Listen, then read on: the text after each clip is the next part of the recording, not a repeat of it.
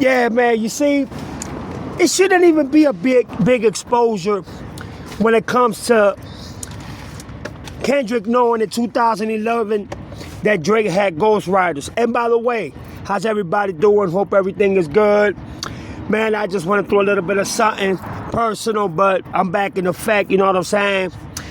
Let me go ahead and get back at what I do best. Like I was saying, Kendrick and Drake were cool in 2011, you know what I'm saying? This is when they first actually met, you know what I'm saying? And they were actually really cool. There was no problem with these two, you know what I'm saying? Drake was actually the one that extended his conversation to Drake and wanted to collaborate with him, but things went lefty. As you can see here, this is Drake saying, hey, yo, I heard your shit, you know what I'm saying?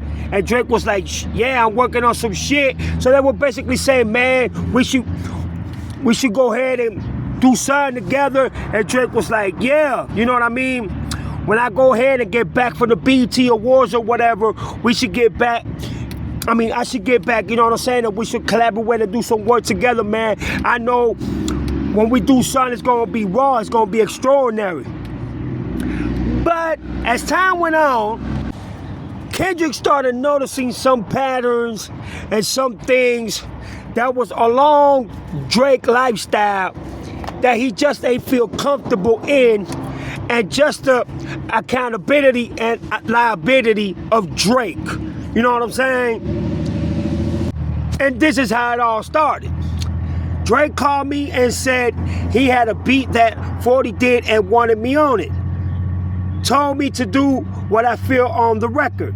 The first thing that came to my mind was my first time meeting dude, me being a fan and following his music. Remember, Kendrick Lamar didn't have beef with Drake. He was a fan at first, you know what I'm saying? They were cool. I kind of had an idea of where he was at his career. He's in a space where vanity can be a defiant crutch if you're in denial, which is true. But Drake's honest, his acknowledgement is what is his vices and faults, which is also true. I wanted to speak from a standpoint of being a new artist, watching everything that's killing him and wanting to die. We all want a taste of vanity. So fucking true. I seen a taste of it all that night I met homie. Black Maybach, white waitress, private diner with crew, 40 pulling up, Jeep with no doors. All he needed was a Leah. All of this was in the homie's possession that night. And in that moment, I wanted it. The conversation that night was real. Am I ready to accept this lifestyle? Is where I ended the verse. You see what I'm saying? So basically, they had a good conversation. Kendrick saw, you know what I'm saying, the lifestyle that Drake was living, and he was applauded. He was like, damn. You know what I'm saying? You got the crew, you got the white waitresses, you got the black Maybach. Damn. Okay, I want it. I want this vanity shit. You feel me? But this is where things go left when it comes to their relationship. This is the verse that Kendrick dropped, and this is what it says. Verse 1, Kendrick Lamar. Looking in the mirror, I'm embarrassed. I'm feeling like a suicidal terrorist. React like an infant whenever you are mentioned. Mind over matter never worked by the memes. And then he says, I'm in the matter of man, arm wrestling hands like I was dealt.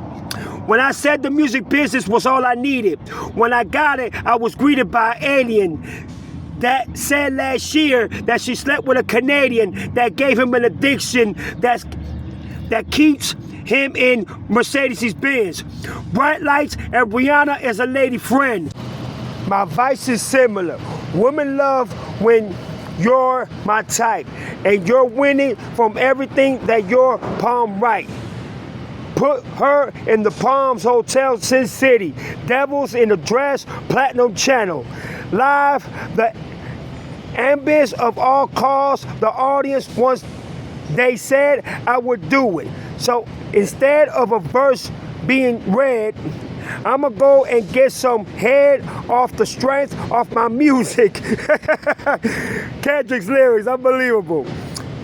I tell a bad bitch, your ass is too fat. Capitalize that, and your weave look good with the Indian tracks. So you see, them little bars right there with Rihanna and the whole 9 yards, it kind of ticked off Drake in a similar way, where at first he took it in a bad way, but then it kind of like brushed him off, you know what I'm saying? And that's where the little subliminals started coming here and there. You understand what I'm saying? Because Kendrick embraced them. Kendrick didn't disrespect them or tried them or nothing like that. You feel me? It was Drake that extended his hand to him. But Kendrick Lamar knew already from 2011 that Drake already had Ghostwriters. But you see, Kendrick ain't want to say nothing because they were cool at first. And Daylight was Drake, you know what I'm saying, ghostwriter at the time. And the reason Kendrick found out, it was because Drake slipped up and said, I got some people working with me, you know what I'm saying, and they help me with my work. Next thing you know, he sees Daylight coming in like, what's up? And Kendrick was like, oh, hell no. Like basically just say, you know what, bruh? All right, no problem, you know what I'm saying? I understand what time it is. But at the same time, too, Kendrick Lamar understood that he wasn't on Drake's level yet. You understand what I'm saying? That's why he said on the song, when he met Drake, he was saying to himself, damn, I saw the black, Maybach with, the 40 crew members with the Jeeps without doors and the white, waitresses and all that. Is this something that I want and everything? So Kendrick wasn't on that level yet. So you see, it gave Drake the platform to basically make Kendrick Lamar look small, but instead of that, Drake invited Kendrick into one of his, tours or whatever. So Drake was showing him love and everything, but in the back of his mind, he had a little grudge because of that verse that he said about Rihanna and shit like that. You understand what I'm saying? So I think it was Kendrick that told, Malone, you know what I'm saying, Glasses Malone, what was going on. But he also told Glasses Malone, hey, don't say nothing, don't snitch, leave it alone, you know what I'm saying, until all this shit went down. And then Kendrick came out with Control, and he was like, yeah, fuck Drake, Cole, and all them niggas. I'm trying to get all you fans, but I still love all you niggas, you know what I'm saying? And Drake took it to another level. Instead of taking it as a rap competition and a rap battle and saying, okay, you know what, Kendrick, I'm finna go after you now. Since I see that you want to take my fans or whatever, let's make this a rap battle. But instead, Drake took it to another level. And it took a decade, 10 years, for the actual war to start between Kendrick Lamar and Drake. But Kendrick Lamar already knew that Drake had Ghostwriters since 2010, 2011. It's nothing new to Kendrick. But Kendrick ain't want to say nothing. Because remember what Kendrick said on the song. Hey, let's keep this as a friendly fade. If you want to push it further, I think it's something you don't want to do, because I know so much about you already.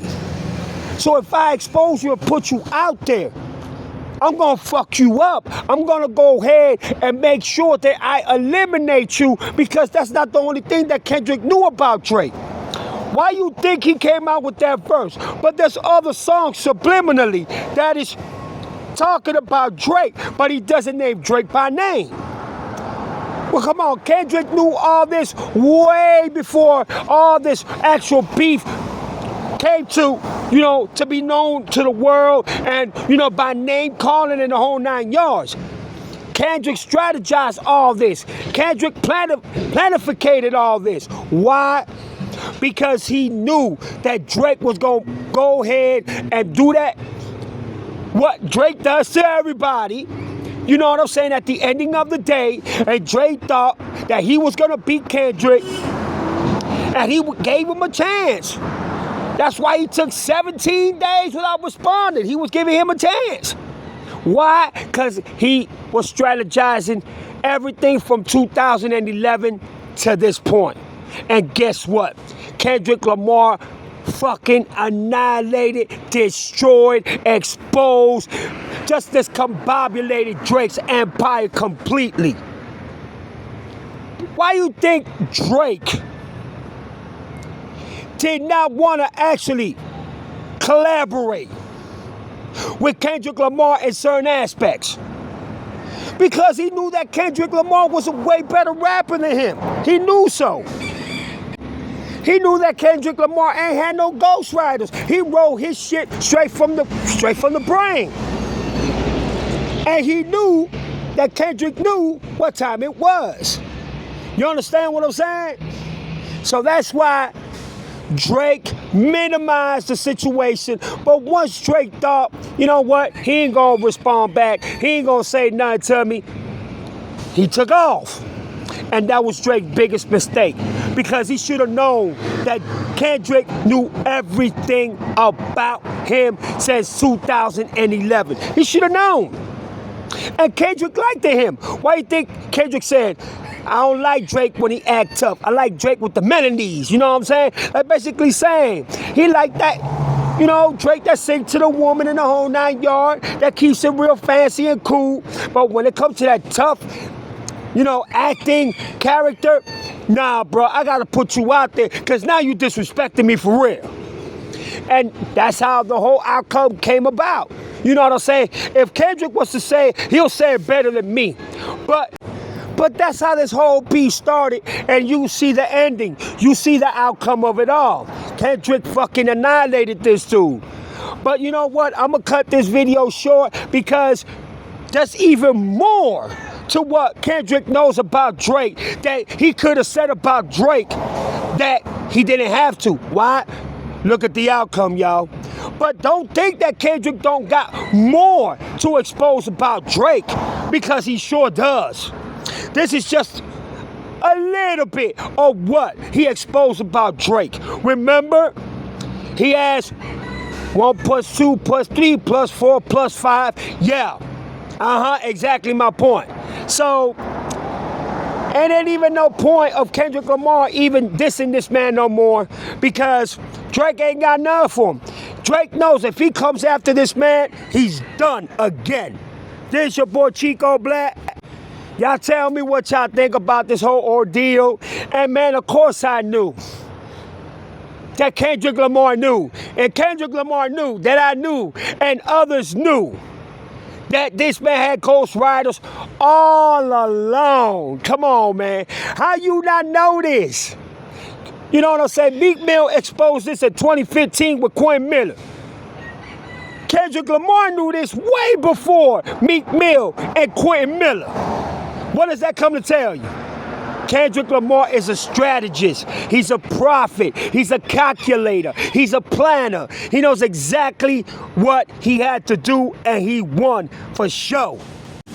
Boy, y'all put your comments down below and tell me what y'all think, man. Like I said, my bad. I was going through a little personal issue, but I'm back in effect. Much love, much respect. Y'all tell me what it is in the comments down below. Peace.